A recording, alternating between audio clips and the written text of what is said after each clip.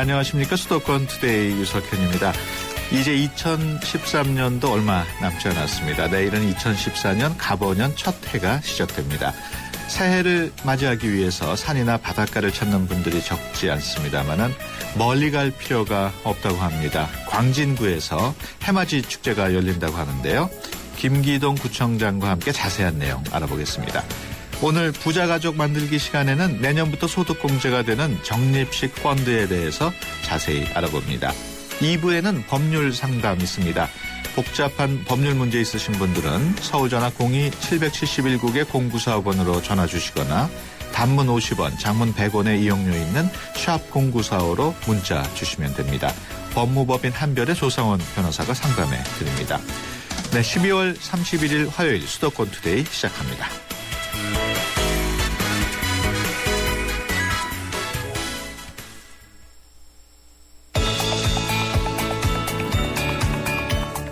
여러분은 지금 대한민국 유일의 수도권 전문 프로그램 YTN 수도권 투데이를 듣고 계십니다.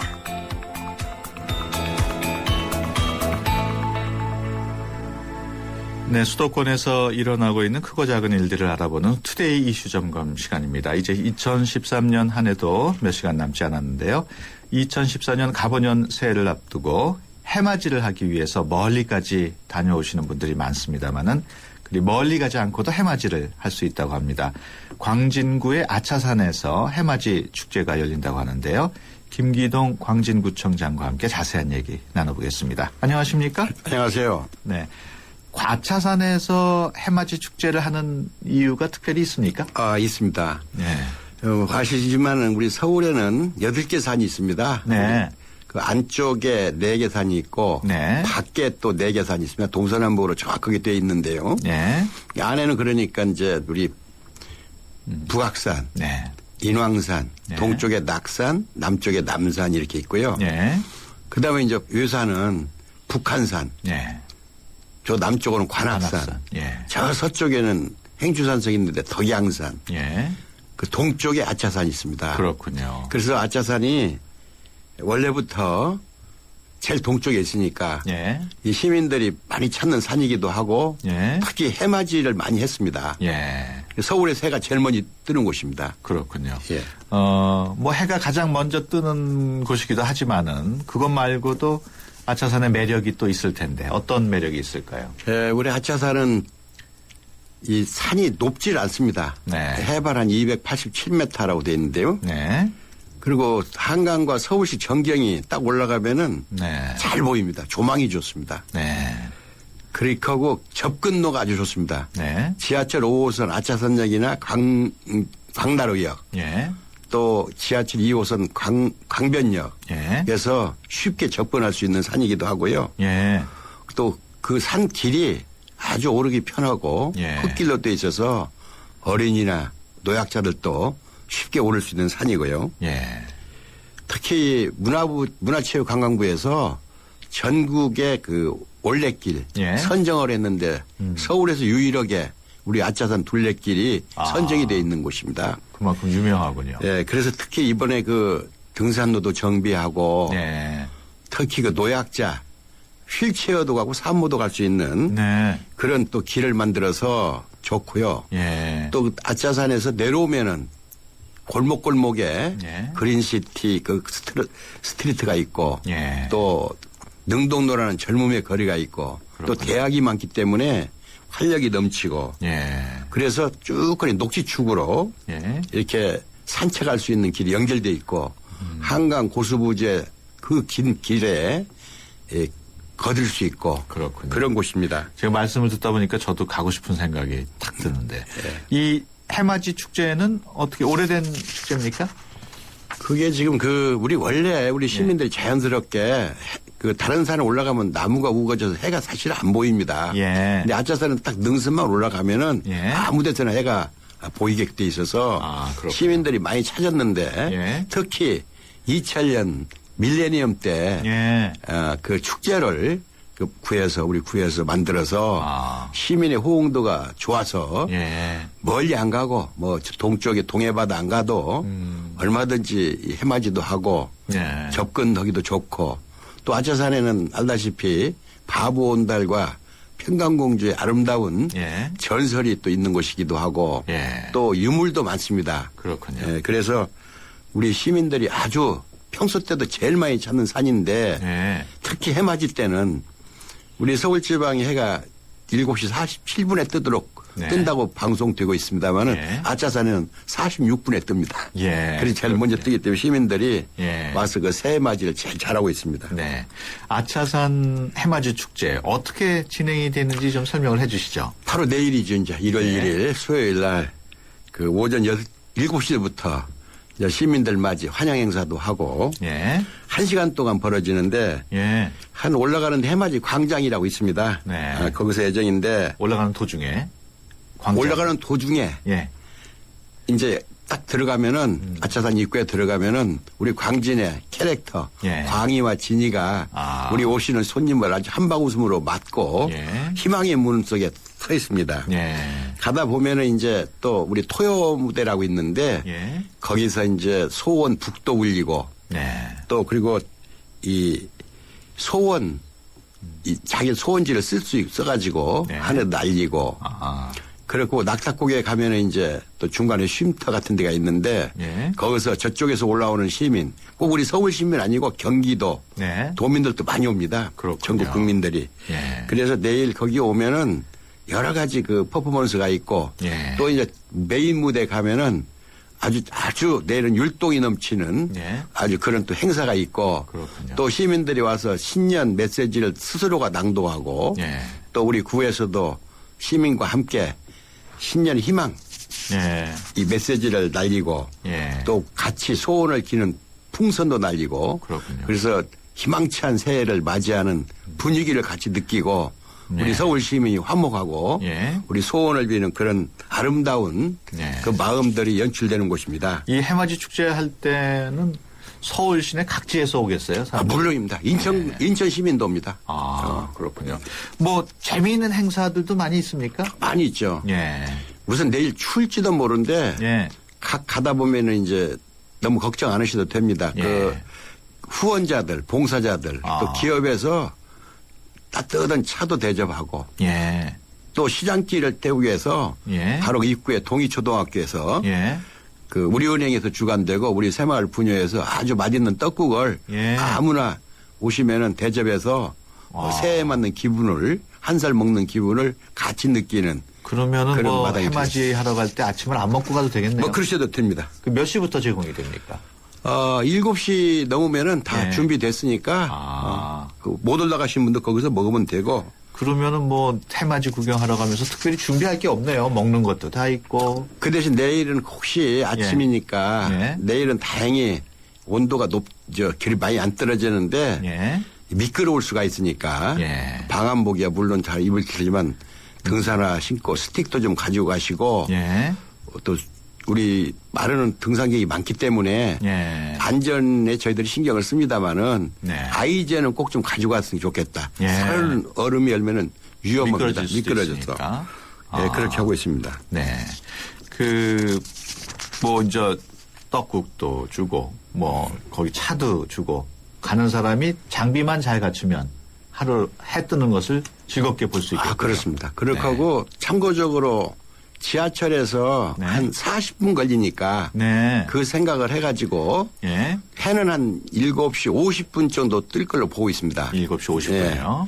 그러면은 한 7시 정도에는 그 정도에서 아무리 늦어도 올라가면은 예. 충분히 되니까. 앞서 말씀하실 때 지하철역이 한 서너 군데가 있었는데 지하철 어디서- 5호선 예. 제일 좋은 데는 광나루역에서 예. 거기 내리자마자 아주 등산 코스고 예. 그 잘 정비가 되어 있고 네. 또 시민들이 가기 때문에 뭐 길을 처음 오시는 분도 그냥 따라가면 됩니다. 광나루역. 광나루역. 그다음에 예. 그 어린이 대군 후문 있는 아차산역. 예. 그렇게 5호선은 그렇게 되고 예. 또 2호선 타신 분은 강변역 예. 또 구의역 거기서 마을버스가 충분히 있으니까 네. 바로 인근이니까 네. 교통에는 아주 편리합니다. 네. 그렇게 오시면 되겠습니다. 그럼 강나루역 같은 데서도 그 정상까지 가려면 한 40분 걸리나요? 40분이면 충분합니다. 네. 그렇군요. 이제 하루만 지나면 이제 새해인데. 그렇습니다. 우리 광진구청장이 광진구청장으로서 예. 새해 가장 큰 현안은 뭡니까? 우리 광진구 아주 박지요. 예. 새해 밝고 예. 그 구민들이 하고 싶었던 일, 서울 시민이 하고 싶었던 일들 예. 여러 가지가 있는데 일단 우리 광진구는 젊은이가 많이 찾아오는 예. 그런 인프라가 내년에는 이제 시작도 되고 아까 말씀드렸다시피 예. 전국에 그 10대 예. 올레길, 예. 둘레길이 내년에 이제 완전히 되면은 아무라도 시민이 오셔서 그게 아직 완공이 되지는 않았군요. 완공 거의 다 됐습니다. 예. 그 불편 없도록 하고 또 오시면은 이제 그 맛있는 음식도 예. 저희가 아주 굉장히 시책적으로 깨끗하고 맛있는 집들을 만들어서 편안하게 올 수 있고 또 어린이 대공원도 예. 또 새로 단장을 하고 있습니다. 네. 정말 어린이들의 그 허브가 될 수 있도록 예. 그렇기 때문에 이제 관광도 하고 또 교육적인 그런 체험도 할 수 있는 예. 그게 되기도 하고 또 동서울 터미널도 우리 박원순 시장께서 현대적으로 예. 지금 만들려고 노력하고 있고 준비하고 있고 네. 또 우리 광장도 아까 아차산 그 주변에 있는 광장 운동장 부지도 예.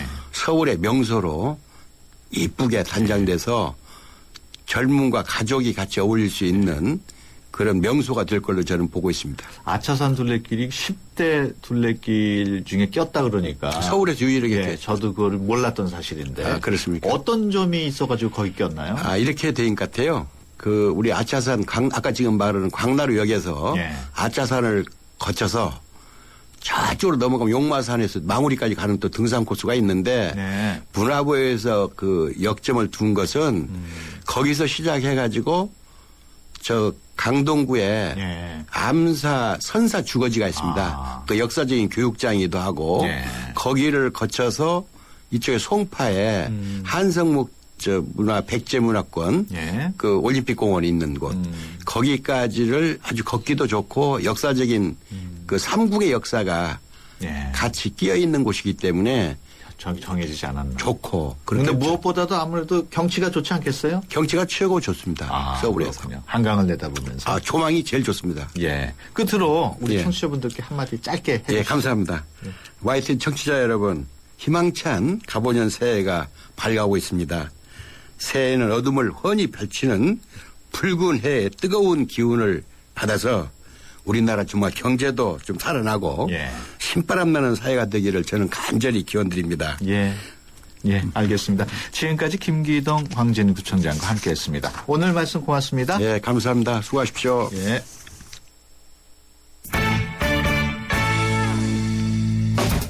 재테크 전문가가 전해주는 우리 가족 부자 만들기 프로젝트.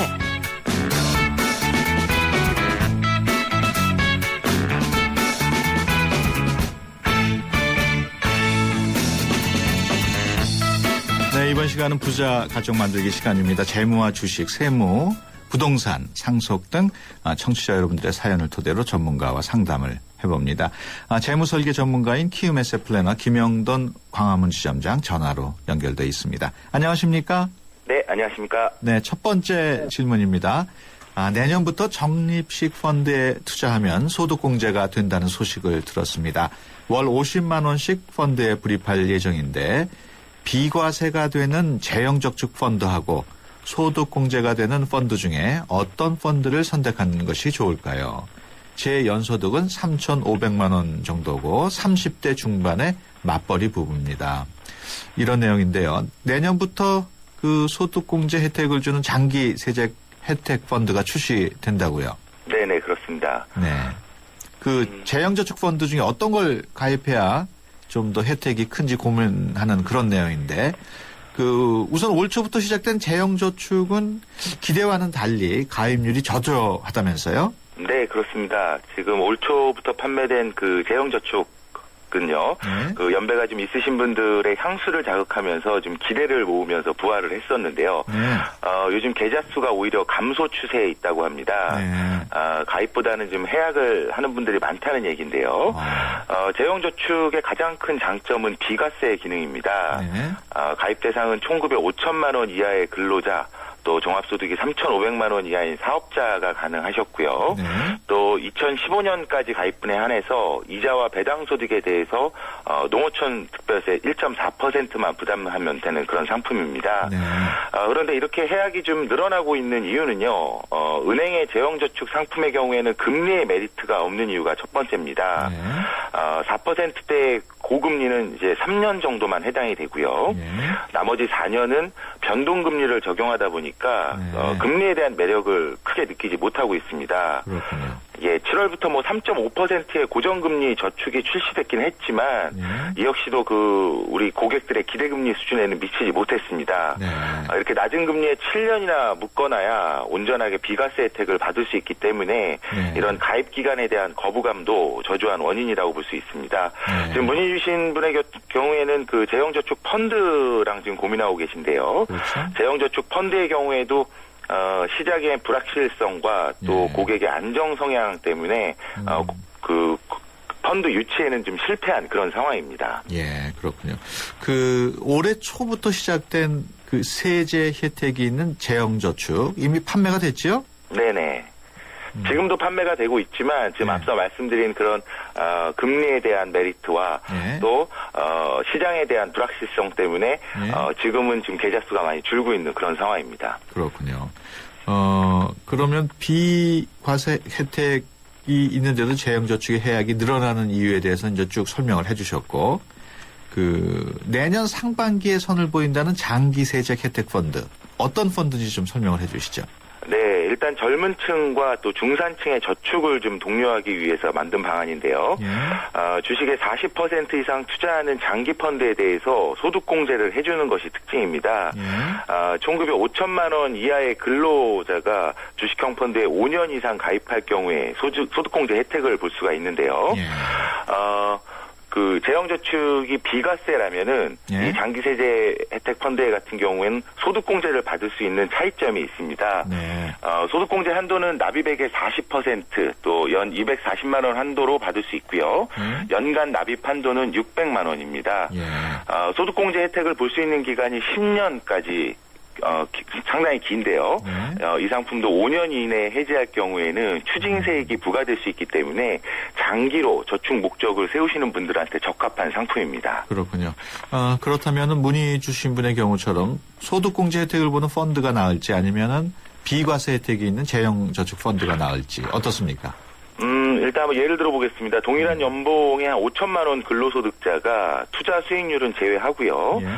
기본 소득공제만 받는 걸로 가정할 경우에는 장기 세제 혜택 펀드가 유리할 수 있습니다. 예. 600만 원씩 동일하게 10년간 납입하면은요. 재형저축 펀드는 전액 비과세 혜택을 받게 되지만 네. 이것은 어디까지나 이자나 수익률이 발생했을 때 얘기입니다. 네.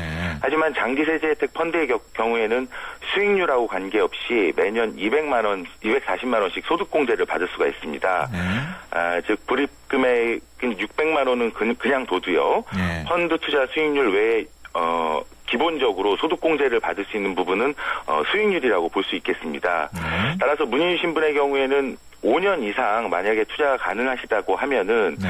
국내 주식형 펀드의 경우에는 이 내년부터 시작하는 장기 세제 혜택 펀드에 가입하는 것이 유리할 수 있고요. 예. 하지만 해외로 분산할 경우에는 매매 차익에 대해서 비과세 혜택이 있는 예. 대형 펀드로 나눠서 가입하는 것이 좋겠습니다. 예. 하지만 소득공제 혜택이 있더라도 펀드 투자는 원금 손실의 위험이 있지 않습니까? 어떻습니까? 네, 그렇습니다. 펀드는 기본적으로 원금 손실 위험이 있습니다. 네. 오히려 재형저축 펀드의 경우에는 원금 손실 위험이 덜한 채권형 펀드 상품이 많이 지금 출시돼 있기 때문에요. 예. 안정 성향이라면은 재형저축 펀드를 이용하는 것이 나을 수도 있습니다. 네. 따라서 지금 문의 주신 분의 경우에는 본인의 투자 위험도에 맞는 금융상품을 선정하시는 것이 일단 중요하겠습니다. 그렇군요. 내년부터 소득공제가 이제 세액공제로 바뀐다는 내용은 여러 번 좀 말씀을 드렸었는데, 2014년 새해부터 달라진 제도, 또 다른 어떤 달라지는 제도가 있습니까? 네, 우선 소득공제가 세액공제로 바뀌는 내용을 제가 다시 한번 좀 설명을 드리겠습니다. 예.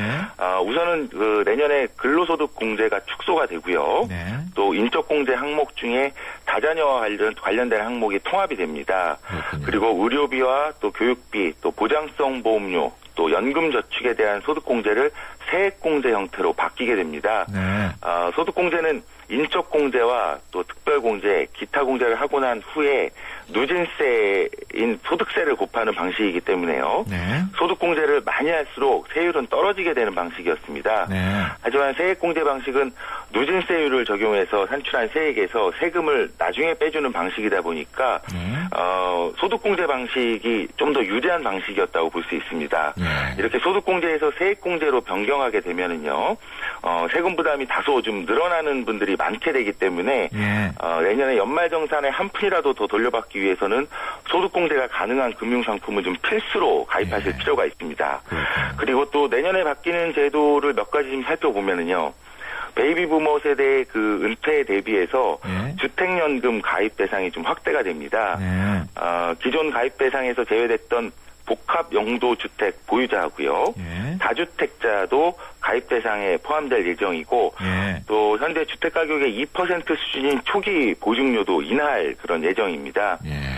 그리고 보험의 경우에는 현행 보험료의 한 70%에서 80% 수준의 실손 의료비가 출시될 예정입니다. 네.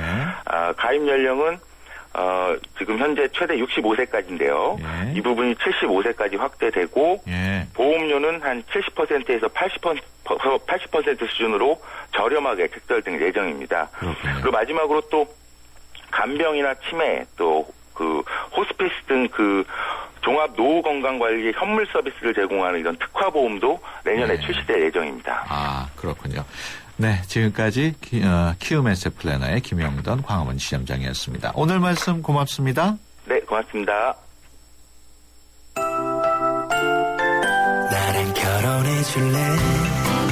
내 속까지 폴 스테인리스로 건강하고 깨끗하게 지켜주고 아껴주고 싶으니까 쿠쿠 풀 스테인리스 2.0 에코. 매일 너와 쿠쿠하고 싶어. 쿠쿠. 당신의 베이스 캠프는 어디입니까? 어디로 가야 할지 모른다면 방향이 될 것이고 계속 가야 할지 망설인다면 용기가 될 것입니다. 베이스 없는 정상은 없습니다. 세상의 베이스가 되다. 포스코. 주문하시겠습니까? 피자요, 피자. 치킨이요, 치킨. 떡볶이요. 포테이토도 주세요. 네, 와우 박스 주문되셨습니다. 좋아하는 메뉴를 와우 박스로 다 함께 27,900원. 1588-5588 피자헛. 스마트폰 대리점에서 G2 주세요. 라고 말하는 건 동영상을 아주 많이 본다는 것. 놀랄 만큼 선명하고 오래 봐도 편안한 FHD IPS니까. 화질을 사자. LG G2. 도전해보고 싶은 유럽 탑10 개표 결과입니다. 프라하 스카이다이빙, 알프스 캠핑 등 쟁쟁한 경쟁자를 누르고 1위는 의외인데요. 내가 사랑한 유럽 탑10. 투표 결과는 travel.koreaneer.com에서 대한항공 유럽 11개 도시 최다 노선 운항. Excellence in flight. Korean Air. 네, 수도권 투데이 1부 여기서 마치고요. 잠시 뒤 2부에서 뵙겠습니다. 내년부터 전면 시행되는 도로명 주소. 아직도 모르세요? 자, 효원로 20을 찾아가려면 스텝 1. 건물 번호는 도로 진행 방향으로 왼쪽은 홀수, 오른쪽은 짝수니까요.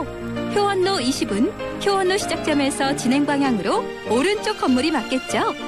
스텝 2. 그리고 바로 옆 건물까지의 거리는 약 20m이기 때문에 효원로 20이라면 같은 도로 시작점에서 오른쪽 건물 방향 200m 거리에 있다는 뜻이겠죠.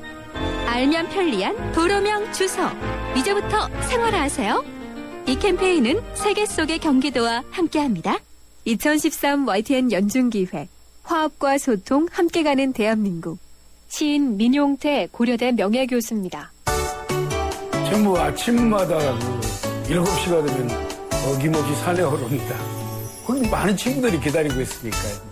산에 가게 되면 우리가 잃어버린 인간성을 배웁니다. 서로 화합하고 소통하는 재미. 그런 맛으로 이 자연들이 살아가고 있구나. 이 산에 가면 혼자 핀 꽃은 없어요. 전부 어울려서 피어 있어요. 나무 혼자 있는 나무 없어요. 꽃 혼자 피지 않아요. 너무 재미없잖아요.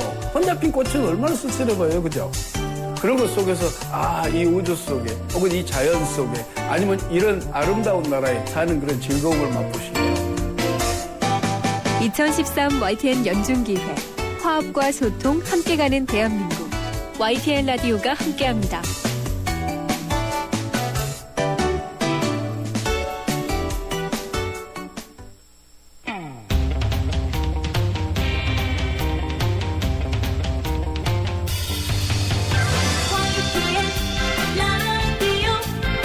느낌이 팍팍 와요. 교육건강 재테크등 정보도 팍팍 와요. 뉴스와 생활정보 YTN FM 수도권 투데이. 네, 수도권 투데이 2부 시작합니다. 2부에는 생활법률 상담실 마련되어 있습니다. 생활 속에서 발생한 일들에 대한 법적인 관계, 어떻게 정리해야 할지 궁금하신 분들은 02-771국에 0945로 전화 주시거나 샵 0945로 문자 주시면 됩니다. 짧은 문자 50원, 긴 문자 100원의 이용료 있고요. YTN 라디오 어플리케이션 ES로도 참여할 수 있습니다. 수도권 투데이 2부는 수도권 뉴스 브리핑으로 시작합니다. 이윤지 아나운서 전해주세요. 네, 수도권 뉴스 브리핑입니다. 시국선언에 참가한 교사들을 일괄적으로 중징계한 것은 부당하다는 대법원의 판결이 나왔습니다. 대법원은 경기도 교육감이 전교조 교사 중징계를 요구한 교육부의 명령을 취소해달라며 교육부 장관을 상대로 낸 소송에서 전교조 위원장과 부위원장을 제외한 교사 7명의 중징계 의결을 취소하라고 판결했습니다. 앞서 교육부는 지난 2009년 2차 시국선언에 참여한 뒤 국가공무원법 위반 혐의로 기소된 교사들을 모두 중징계하라는 명령을 내렸지만 경기도 교육감은 이에 반발해 소송을 냈습니다. 오늘 새벽 6시 20분쯤 서울 목동 동부간선도로에서 석계역 방향으로 가던 승용차가 나란히 달리던 택시와 부딪혀 옆으로 넘어졌습니다. 이 사고로 택시 승객 43살 송모 씨가 다쳐 병원으로 옮겨졌습니다. 인천 앞바다의 기상 악화로 인천과 섬으로 가는 13개 항로 가운데 인천에서는 연평도, 백령도까지 여객선 운항이 통제됐습니다. 인천항 운항관리실은 인천 먼바다에 3m 이상 높은 파도가 일고 강한 바람이 불면서 일부 항로의 여객선 운항이 차질을 빚고 있다고 밝혔습니다. 운항관리실은 선사의 여객선 운항 여부를 미리 확인하고 선착장에 나올 것을 당부했습니다. 서울지방변호사회는 대법관 시절 자신이 판결을 내렸던 사건을 수임해 논란이 된 고현철 전 대법관에 대해 대한변호사협회에 징계를 청구했습니다. 서울변호사회는 고 전 대법관의 사건 수임이 공무원 재직 시 직무상 취급한 사건을 수임하지 못하도록 규정한 변호사법 위반이라고 쉽게 단정하긴 어렵지만 변호사법상 품위유지 의무는 위반했다고 결론 내렸습니다. 지금까지 수도권 뉴스 브리핑이었습니다.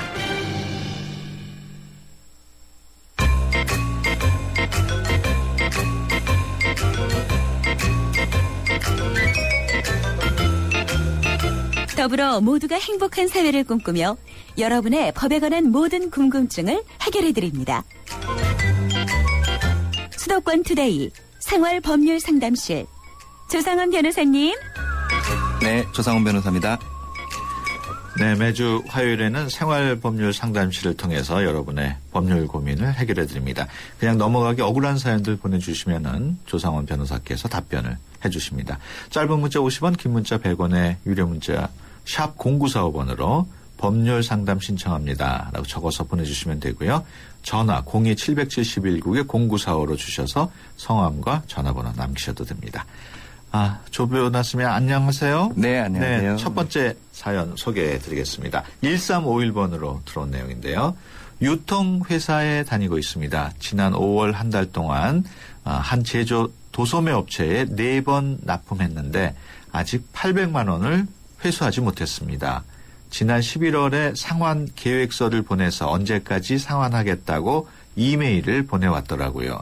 그런데 자기들이 보낸 이메일조차 지키지 않고 있습니다.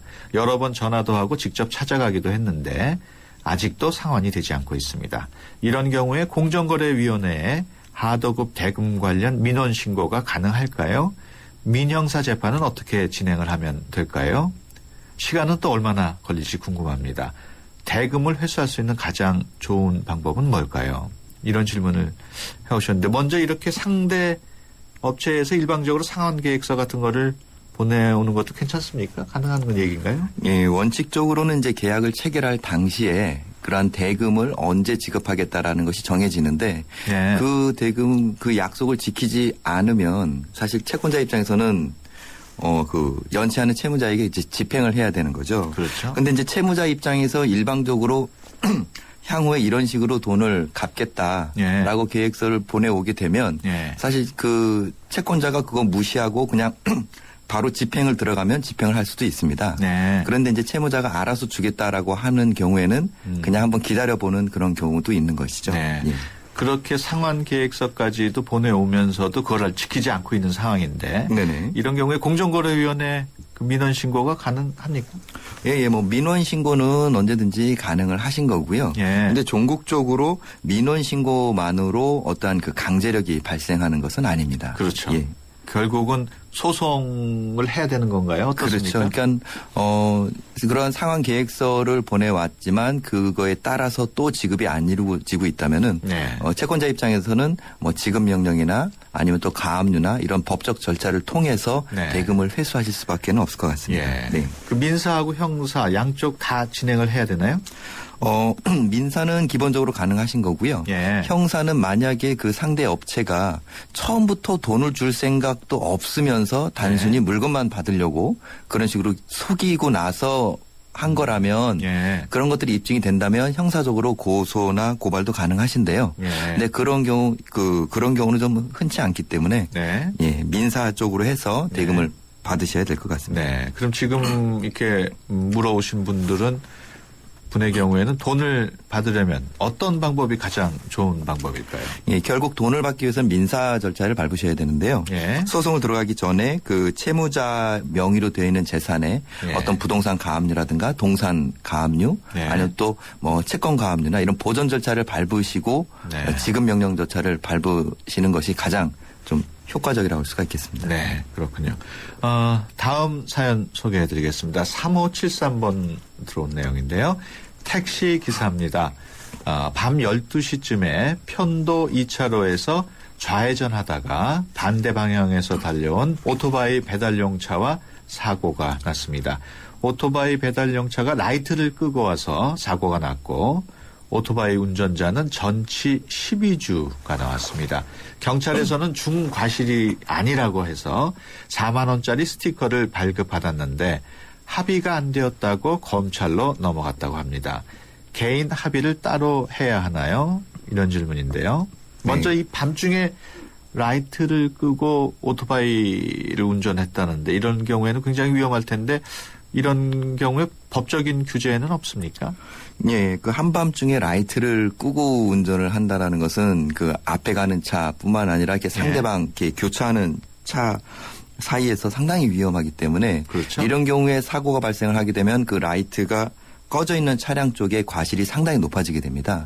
이런 것은 이제 그 라이트를 일부러 끈 경우뿐만 아니라 이렇게 고장이 나서 그 등이 안 들어오는 그런 경우에도 빨리 수리를 하지 않고 그대로 운행을 하게 되면 사고 발생 위험이 높아지고 실제로 사고가 발생했을 경우에 그쪽에 과실이 훨씬 더 커지게 되는 거죠.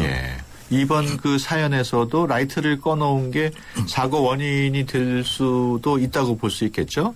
예, 당연히 그 좌회전을 하는데 마주오는 차량 오토바이에 라이트가 꺼져 있다면 밤에는 더군다나 조금 한적한 길이었다면은 거의 안 보일 가능성이 상당히 높거든요. 그렇기 때문에 이 사고가 발생한 부분에 있어서 그 오토바이 쪽의 과실이 상당히 높다고 생각이 됩니다. 경찰에서는 일단 뭐 4만 원짜리 스티커 범칙금을 내라고 했는데 그런데도 따로 합의를 개인적으로 해야 됩니까? 예, 지금 뭐 상황이 구체적으로 좀 나오지 않아서 정확한 사항은 좀 알기 어렵지만 단순히 경찰에서 범칙금 4만 원 범칙금 스티커만 발급을 했다라면은 이 운전자 쪽의 과실은 상당히 경미하다라고 느껴지는 거고 예. 혹시 어떤 뭐 신호 위반이나 이런 것 잘못이 없다라는 것으로 느껴지거든요. 예. 근데 지금 그 오토바이 운전자가 전치 12주가 나왔다는 것은 예. 상당히 그 큰 글쎄요. 부상이 있었기 때문에 네. 한쪽의 과실이 100%고 나머지가 0%라는 경우라면 문제가 안 되겠지만 예. 일부라도 과실이 한 10% 정도라도 문제가 된다면 예. 사고 발생에 대한 책임이 그 정도만큼 인정이 되는 거거든요. 예. 아마 그것 때문에 지금 형사적인 절차가 진행되는 것 같은데 예. 어느 정도 합의를 보시는 게 좋을 것 같고 근데 합의 금액은 예. 과실이 오토바이 쪽이 더 크기 때문에 예. 합의 금액을 무리해서 하실 필요는 없을 것 같습니다. 예, 그렇군요. 생활법률 상담실 법무법인 한별의 조상원 변호사 함께하고 있습니다. 법률 상담 필요하신 분들은 50원의 유료 문자 샵 0945로 법률 상담 신청합니다라고 적어서 보내주시거나 서울 전화 02-771국에 0945로 전화하셔서 성함과 전화번호 남기시면 저희가 연락을 드립니다. 계속해서 다음 사연 소개해드리겠습니다. 8825번인데요. 임차인이 현재 2달째 임차료를 연체하고 있습니다. 명도 소송에 관한 절차와 밀린 임차료에 대한 연체이자를 청구하는 방법을 알고 싶습니다. 임차인이 밀린 연체료 어떻게 받을 수 있을까요?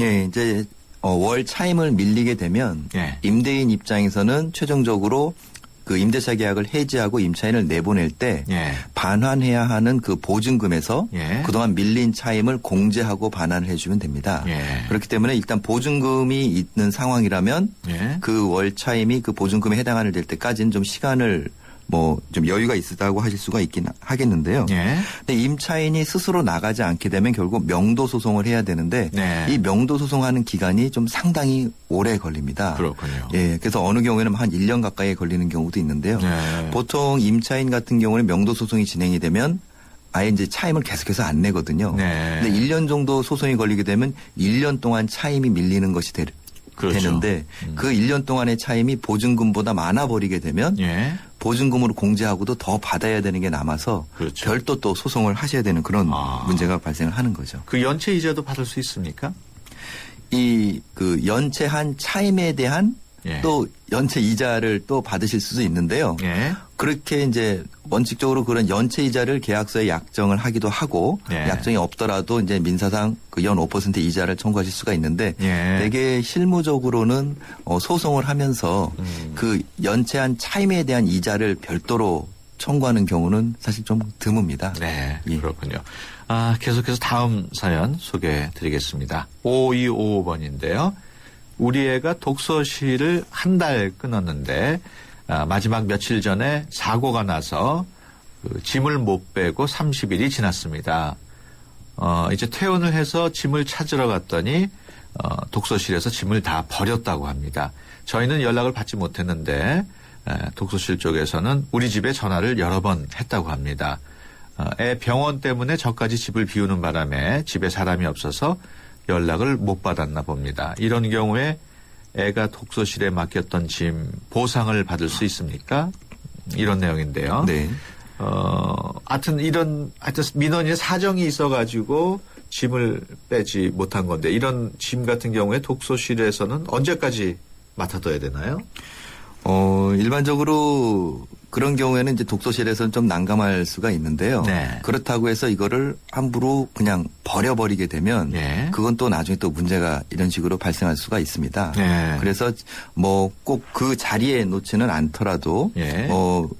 물에 젖거나 비에 맞거나 그렇지 않을 정도로만 해서 한 켠에서 따로만 좀 보관을 해 주시면 되는데요. 네. 하지만 그렇다고 해서 그 독서실 입장에서는 무료로 계속해서 이걸 보관해 줄 그런 의무는 없는 것이죠. 그렇죠. 그래서 나중에 짐을 찾으러 왔을 때 그러한 그걸 보관하거나 네. 아니면 짐이 독서실 자리에 있어서 그 다른 사람이 앉지 못한 기간 동안이라든가 네. 그러한 부분에 그 비용을 계산을 해서 예. 비용을 받고 물건을 반환을 해주는 보통 그런 식으로 해결하시면 됩니다. 그렇군요.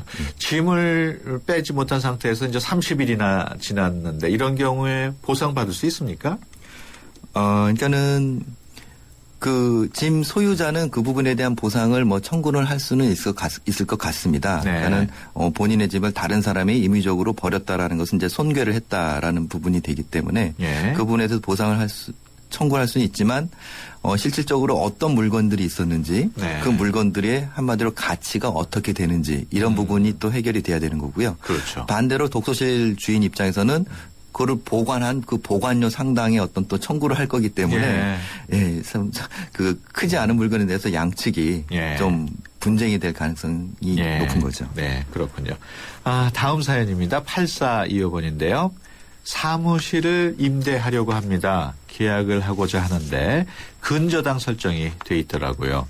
제가 계약하려고 하는 조건은 보증금 1억 5천에 임대료가 월 2천 정도인데 건물 소유주는 법인이고 등기부 등본을 보니까 거래가액 14억인데 근저당권 설정이 돼 있고 채권 최고액이 35억입니다. 공동담보로 임대 대상 물건 외에 11개의 부동산이 잡혀 있더라고요. 공동담보 물건은 전국에 11개 부동산이 분포되어 있고요. 거래가액이 14억 원, 시세가 15억 원 정도라고 해도 채권 35억 원은 한도 초과인 상황인데 공동담보라 하더라도 경매에 넘어가면 한도 초과가 아닌지요. 임대계약을 진행해도 괜찮을까요? 임대계약을 한다면 어떤 사전 조치가 필요한지요? 전세권 설정을 해도 후순위로 될 것 같은데 다른 채권 담보 방법이 있는지요? 건물주의 타 건물의 전세권 설정 또는 담보 설정 방법도 가능한지요?